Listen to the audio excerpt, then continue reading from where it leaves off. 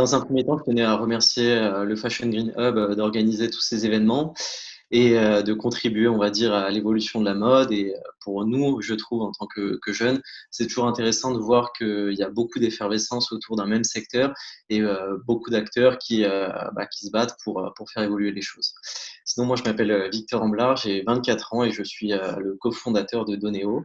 Rapidement, un point sur moi. Scolairement, on va dire que j'ai étudié entre le public et le privé dans différentes thématiques, le développement commercial, mais surtout la responsabilité sociétale des entreprises.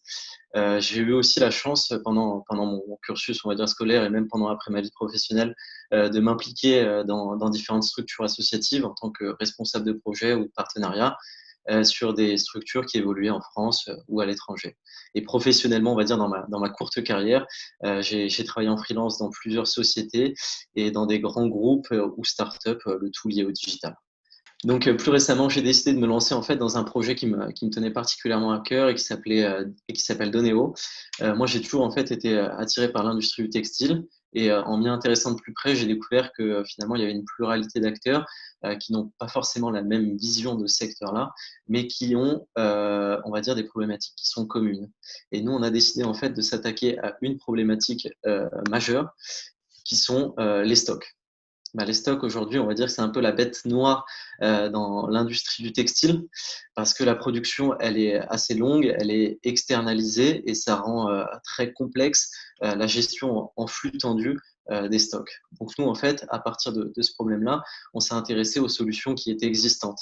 Donc on a parlé par exemple tout à l'heure du recyclage.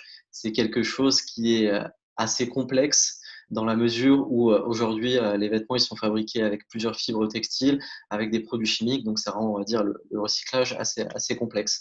Vous avez aussi la possibilité de déstocker du coup vos secondes collections, vos invendus directement via un mastodonte comme VPA, comme showroom privé.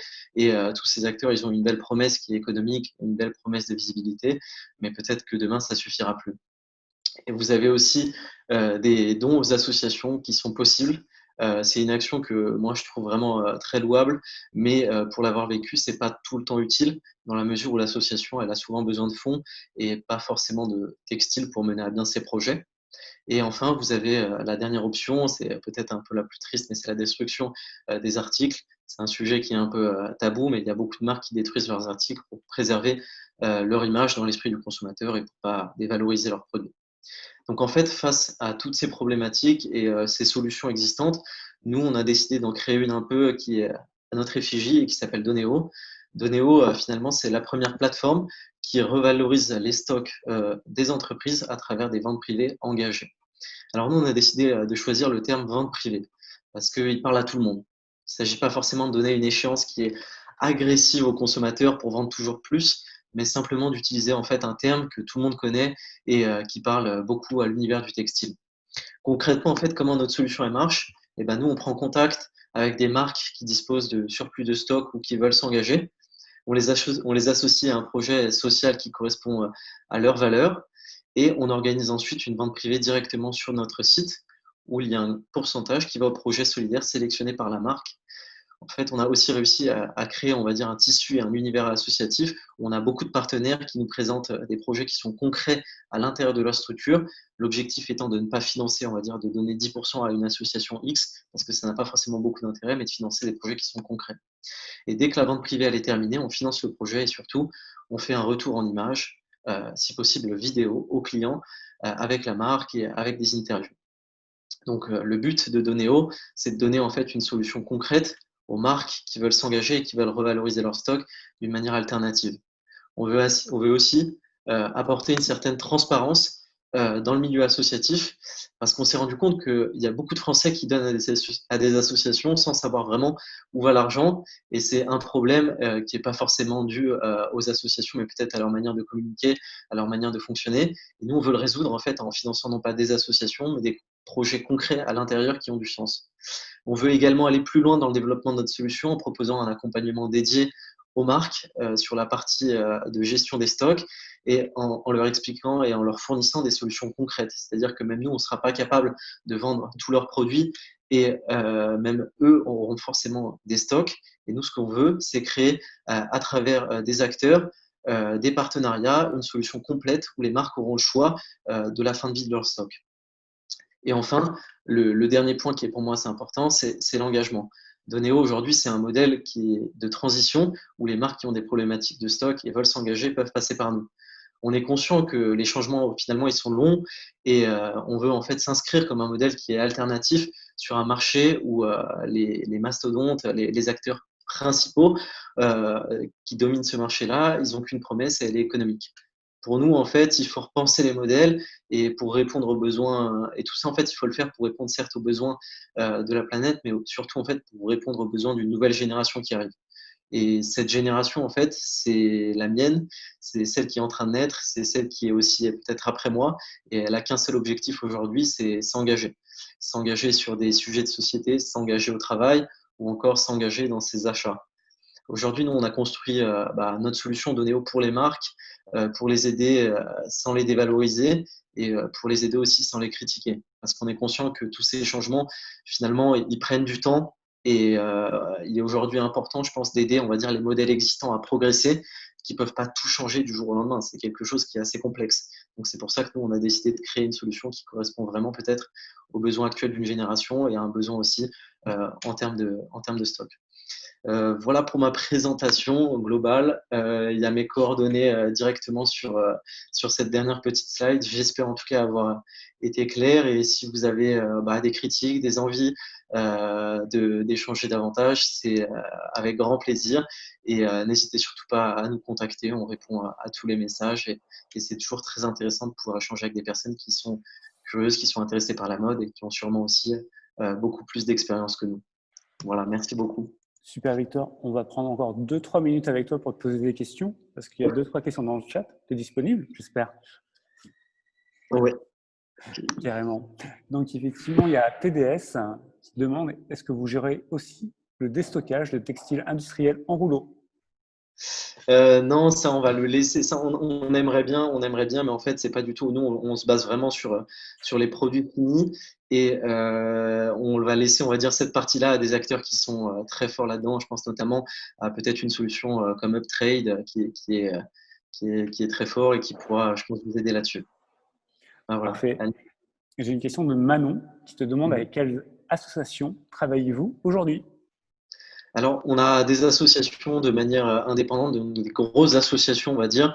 Je peux vous en citer, on va dire plein, mais on a un partenaire notamment qui s'appelle Gandhi, qui lui travaille avec des associations et qui crée des cagnottes solidaires en ligne et qui a un portefeuille d'associations avec qui nous on peut travailler. On travaille donc du coup avec ces grosses structures-là, mais on travaille aussi avec des plus petites structures. Je pense notamment, par exemple, à Cheer Up qui aide les jeunes qui sont atteints d'un cancer à réaliser leurs rêves. On travaille avec ça. Donc, en fait, on travaille avec des associations qui ont des projets concrets et on peut voir aussi le résultat et on peut voir directement comment sont utilisés les fonds. Parfait. Il y a aussi une question de Delphine qui te demande, envisagez-vous ce type de vente dans des lieux physiques? On aimerait beaucoup, figurez-vous qu'on aimerait beaucoup en fait le faire dans des lieux physiques. Même on pensait à le faire au début dans un lieu physique pour commencer. Le Covid en a décidé autrement, on va dire. Mais bien sûr qu'on aimerait beaucoup le faire dans des lieux physiques et dans les comment ça s'appelle, et dans des magasins qui veulent aussi faire cette forme de déstockage. Et une question de Julie. Quel est votre business model et quel pourcentage de la vente est attribué au financement du projet? Et comment choisissez-vous les projets? Très bonne question, Julie, merci beaucoup. Notre business model, nous, on est en fait une plateforme e-commerce où, si vous voulez, on va vous décomposer le prix d'un produit en trois. On va vous déposer, donc il y aura notre commission à nous pour faire juste fonctionner la plateforme, pour vous réaliser du contenu complètement personnalisé. Il y aura bien sûr une partie qui est réservée pour la marque, pour qu'elle ait un intérêt économique aussi à venir vendre sur notre plateforme. Et il y aura une partie qui est réservée au projet au projet associatif que la marque a choisi en fonction de tout ce qu'on peut lui proposer. Et ça, ce sera décomposé directement avec la marque. Et pareil, en fonction de la taille du projet, en fonction d'un certain nombre de critères qu'on a listés, on est capable de donner ce type de pourcentage-là. Quel est notre business model? Du coup, vous l'avez sur la commission, pareil, sur une demande. Comment on choisit les projets? On choisit des projets qui sont directement dans les associations à impact. On veut des projets qui soient concrets. On veut des projets aussi où les marques et les personnes peuvent s'identifier. Et aujourd'hui, il y a, tous les acteurs associatifs sont capables de le faire. Il y a aujourd'hui des beaux projets que nous, on veut mettre en avant. Et on laissera la marque, bien sûr, en fonction de ce qu'on lui propose et en fonction de ses valeurs, choisir le projet qui lui correspond le mieux. Il y a une question de Guillaume Ouais. Simonin. Pouvez-vous citer des marques et enseignes avec lesquelles vous travaillez ou pas? J'ai pas envie de, on va dire, faire sauter entre guillemets nos relations commerciales du moment. On a différentes marques qui sont vraiment intéressées et avec qui on va lancer cette première, on va dire, ces premières ventes privées. Globalement, je peux pas vous dire, je peux juste vous dire qu'il y a des grands groupes et il y a des plus petites structures, mais je vous avoue que j'ai pas passé d'accord avec eux pour l'instant sur le fait de pouvoir donner leur nom en public. Donc, je peux pas vous dire. Mais on travaille avec différentes structures, des plus grands groupes et aussi des plus petites structures, bien sûr. Donc, une dernière question et après un commentaire. Donc, Isabelle te demande que vendez-vous exactement? Qu'est-ce qu'on vend exactement? Nous, on vend du textile. On va vendre du textile on va vendre du textile sur notre plateforme Doneo. On va vendre aussi en fait des bijoux parce qu'on s'est rendu compte qu'il y avait aussi un vrai besoin pour tous les fabricants de bijoux dans la joaillerie de faire du déstockage et de pouvoir, on va dire, s'engager aussi sur ce type de partie-là. Donc, pour l'instant, sur un site de vente, on sera sur un site de vente privé où il y aura du textile et de la joaillerie. Donc, 2 commentaires pour finir, donc de gens qui veulent, à mon sens, partenaire de toi, une certaine Ariel Lévy, qui te dit on en reparle au sein de Fashion Green Hub sur les lieux physiques. Ok, avec plaisir. Et Fred Guénassia, qui lui, avec son application Wally, qui aide les consommateurs à mieux gérer leurs vêtements qui ne sont plus portés. Voilà. Et au plaisir d'échanger sur votre solution également et d'en reparler. N'hésitez pas, comme je vous dis, à nous contacter. Nous, on est toujours content d'échanger avec plein d'acteurs du textile et surtout quand il s'agit de marques, quand il s'agit de solutions complémentaires. Nous, ça nous permet aussi d'avoir une vision un peu plus globale et de pouvoir proposer et développer notre solution de manière un peu plus concrète.